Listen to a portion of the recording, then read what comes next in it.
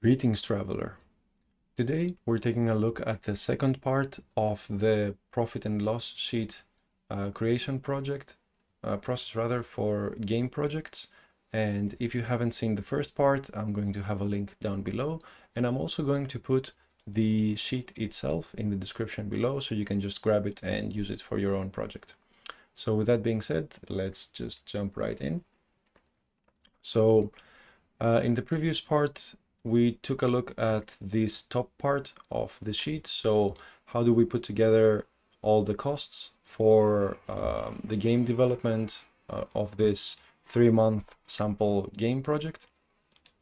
Today, we're going to take a look at this bottom part, which essentially takes care of the profits that we're hoping, or rather expecting, to get from the game, and how we can balance it against the cost that we incurred so far to create the game, and make sure that we are on track for a successful, profitable, sustainable, awesome game project.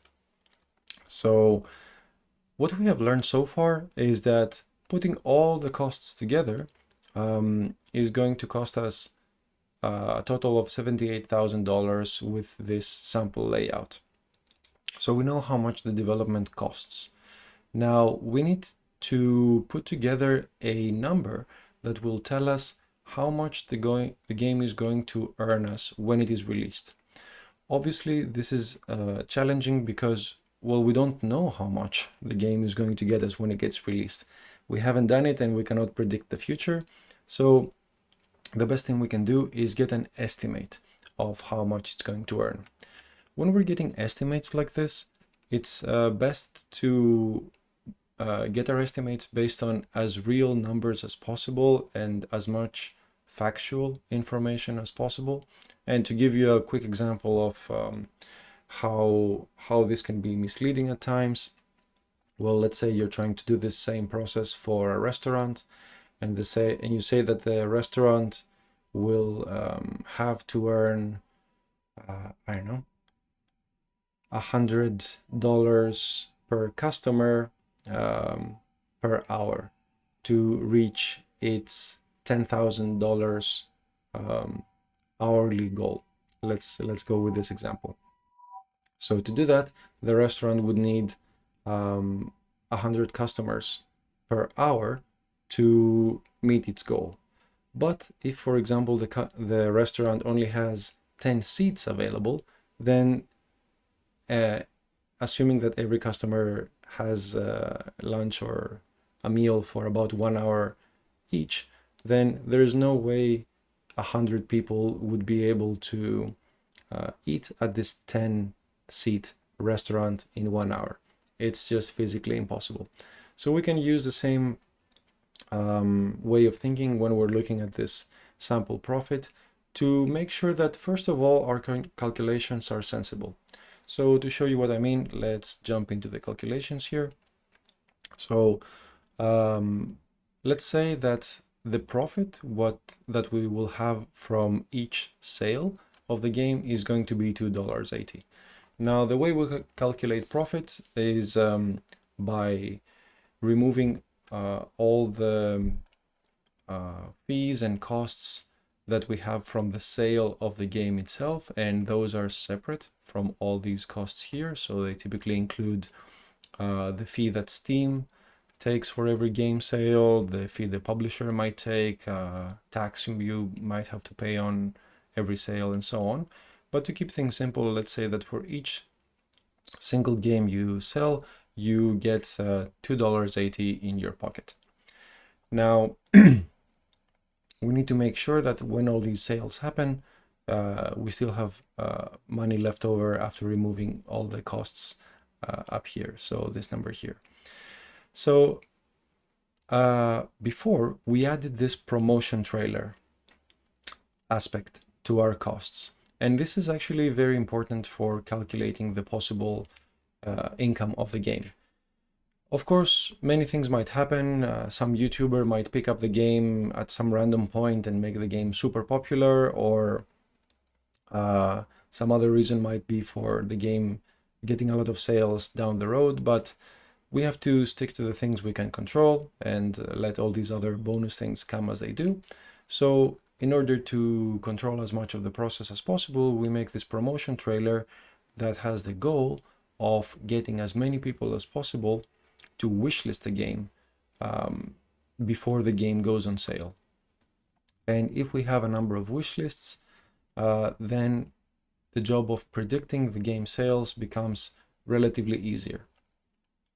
So let's say that we did our promotional trailer, and at the end of the trailer, we asked everyone to wishlist the game so they know as soon as the game is out. And the result of that effort is right here. So after having our trailer play for 2 or 3 months leading up to the release of the game, 10,000 people already wishlisted the game on Steam, which is a nice sample size to start with. Of course, as with any of these numbers here, you can fill in your numbers and get an estimation for your project. So what do we know historically about wish lists and sales? Well, based on my experience in the last 13 or so years in the games industry, about 10 to 30% of people who wishlist a game on Steam actually will go on and purchase it.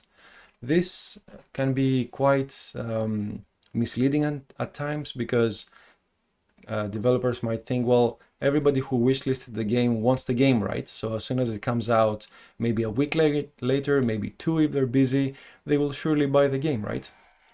Well, from the data I've seen and from the data I've heard people working in the games industry share, unfortunately, only a very, very small amount of these people will go on to actually purchase the game. So depending on the publicity of your game and your luck and how many people are at the computer at the time, let's take a 20% proportion of the people who wishlisted who will actually go on and buy the game. So we have, let me go ahead and redo these numbers. So 20% of 10,000 people is 2,000 people. The way we calculate this is multiplying the 10,000 here with the 20% of people who will actually buy the game, and this is how we end up with the 2,000 people who will actually buy the game. And then when we want to find out how much profit this will earn us, then we simply multiply the number of people who will go on to buy the game based on our projection here times the profit we will make per sale. So C25, so this sale times this sale, 2,000 people times $2.80 profit per person, or per sale rather. Then we end up with a $5,600 total profit from selling to 2,000 people for this game. Now we need to, this is just profit, right? So this number still hasn't been factored in our calculation. So since this is a profit and loss sheet, we need to calculate the profit as compared to the loss that we have up here for the cost. So let's go ahead and calculate that now. To do that, we have our profit from the sales plus this negative number. So we end up with an overall loss of $72,000, $72,400 for this project with these numbers. Now, at this point, anybody who sees this and who is doing this calculation will think that, well, this is clearly not good because we spend way more money developing the project compared to the sale of our project. So from here, you might come up with any number of action items going forward. And remember, the point of this process is to know how you need to modify the development process as early as possible to make sure you have enough money to pay everyone and to earn for the studio going forward. So from here, what you will typically want to do is try to adjust these numbers. So If these costs are too high, then you might need to adjust it. For example, these $9,000 from office charges might be something you could avoid potentially if everybody works remotely. But then again, this is something you'll need to check for your specific situation. Or, in my opinion, a better way to approach this is to take a look at the people who will probably buy the game. So here we have a sample of 10,000 people wishlisting the game after watching the promotion trailer. So perhaps by spending more money on the promotion, we can raise this to 10 times as much. And if we did that, then we would only be $22,000 down. Also, perhaps we can sell the game for a higher price. So instead of making $2.8 per sale, maybe we can adjust it so we make $10 per sale. And then this gives us a projection, and this is nothing but a simple projection of total amount of money earned this time of $122,000 total after paying for this cost and after paying for all our Steam fees and publisher fees and taxes and so on. So this will likely not be the final step in your journey for calculating your game project's economics, but this is a good way to play around with these values, do all these calculations, have discussions starting from this sheet with the people doing the promotion trailers, or how many more rather wish lists you can get from raising the amount of money you pay to the promotion people. Perhaps you can pay them double as much. It will cost more money, but it might get you 50% more people. So this might be a expense worth doing. And to have all these discussions, that's where this sheet comes in, and it gives you clarity and it leads the way forward when you have these discussions. So I hope this helps you get a slightly more clear image in your mind about how the cost and how the profit is being calculated in the game. I recommend, if you are in the position of a person who is in charge of a game project like this, create this project and loss sheet as quickly as possible, not only to show it to your superiors and make sure that this is a healthy project that is worth creating, but also for your own sake, to be very disillusioned with how much everything costs and how much needs to be done to make sure the game reaches all its wonderful audience and sells well and continues to grow as much as possible.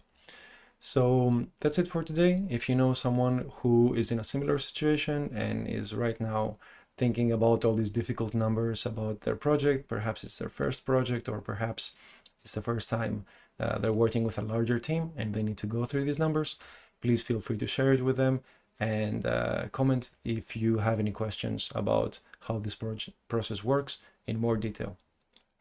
So thank you again for your time and have fun.